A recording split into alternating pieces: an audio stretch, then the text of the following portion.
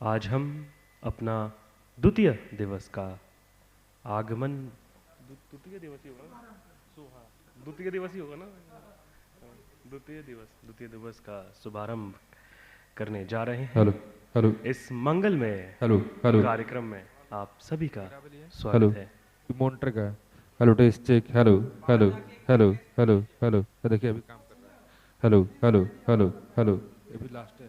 Hello ये gain है इसका सब इसको बढ़ा देंगे तो hello hello test check check check देखिए ये पूरा बढ़ा दिया। हेलो इतना देर में सीटी मारेगा जी पूरा हॉल गुंजा जाता है। Hello test check hello hello hello hello hello कोई काम नहीं कर रहा है।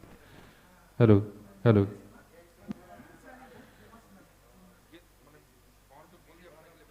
Hello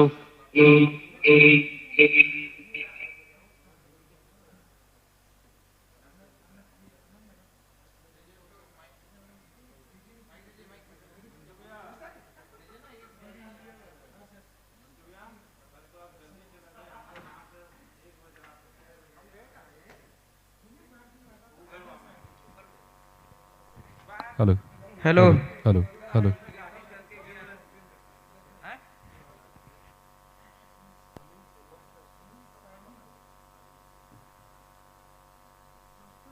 test check hello hello test check hello hello आवाज आ रही है ना?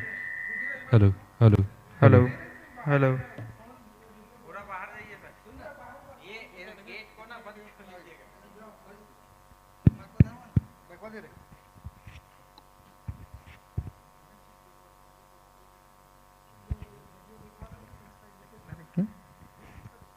छिक लो लो लो लो छिक छिक लो लो लो छिक लो लो छिक छिक छिक लो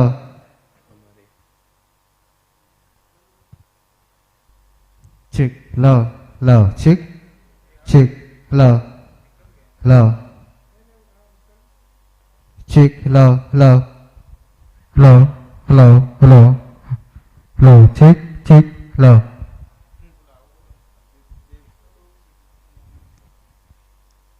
हेलो हेलो हेलो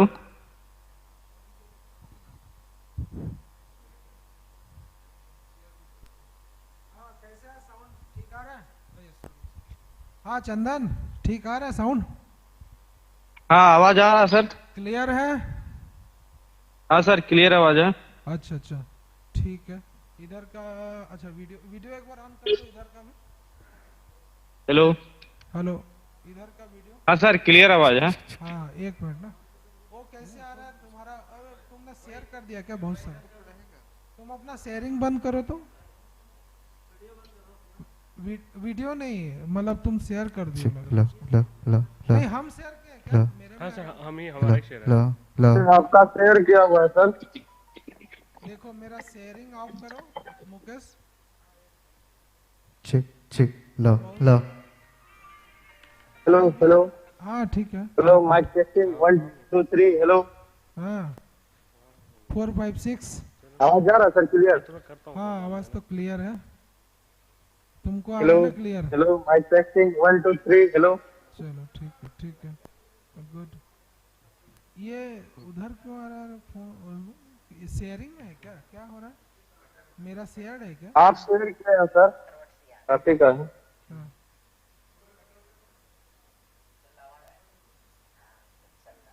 एक बार बंद करके चालू मुकेश, यस सर। एक बार लीव करो फिर कनेक्ट हो तो टीम्स में लीव कर।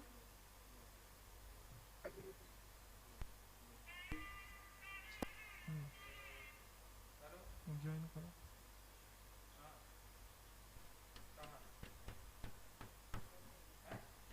ठीक है ना, सब छोड़ दो, कोई दिक्कत नहीं, ज्वाइन ना हो बस। हेलो हेलो हाँ अभी ठीक है ना?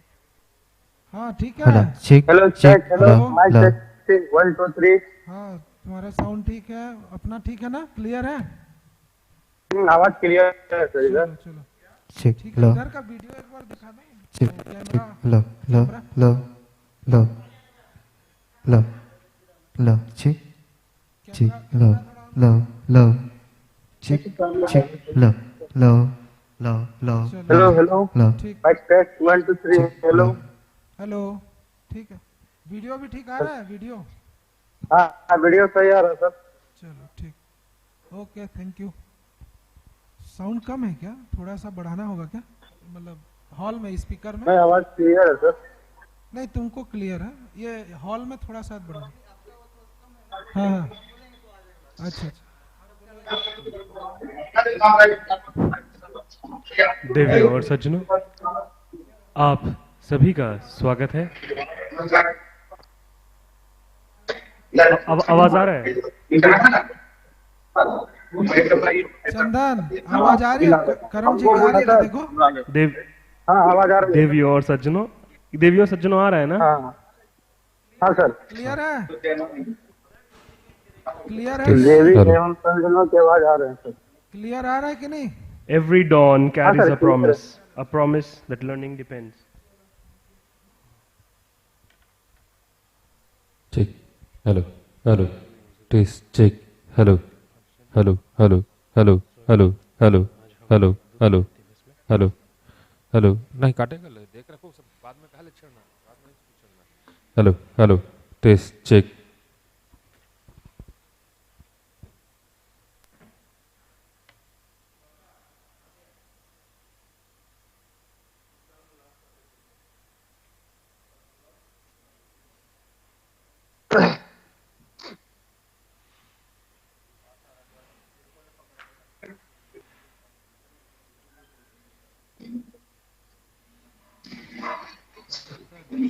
लीजिए।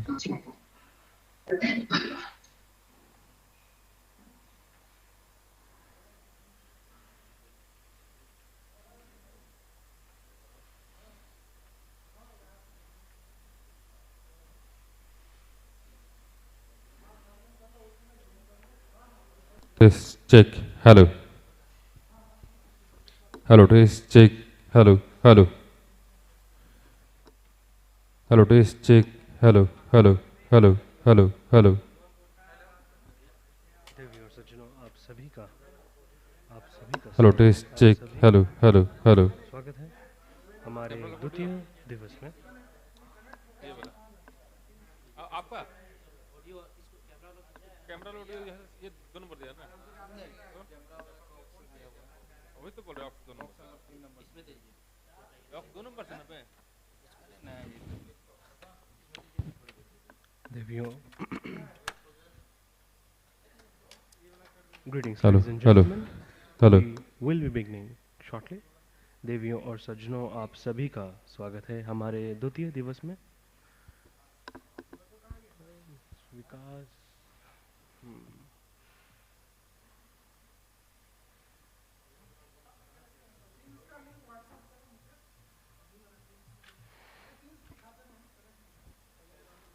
Check check check hello hello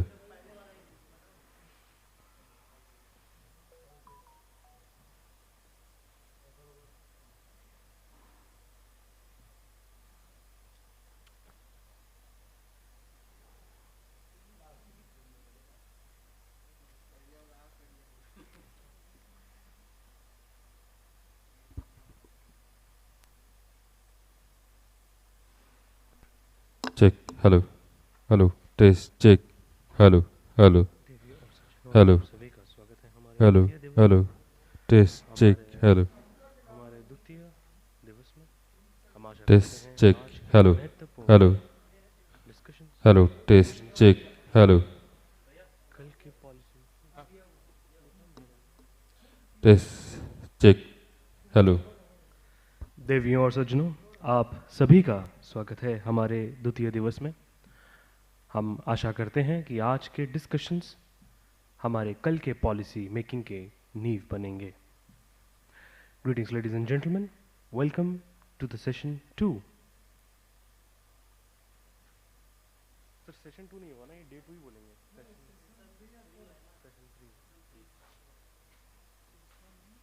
3 होगा ये। तो डे 2 सेशन।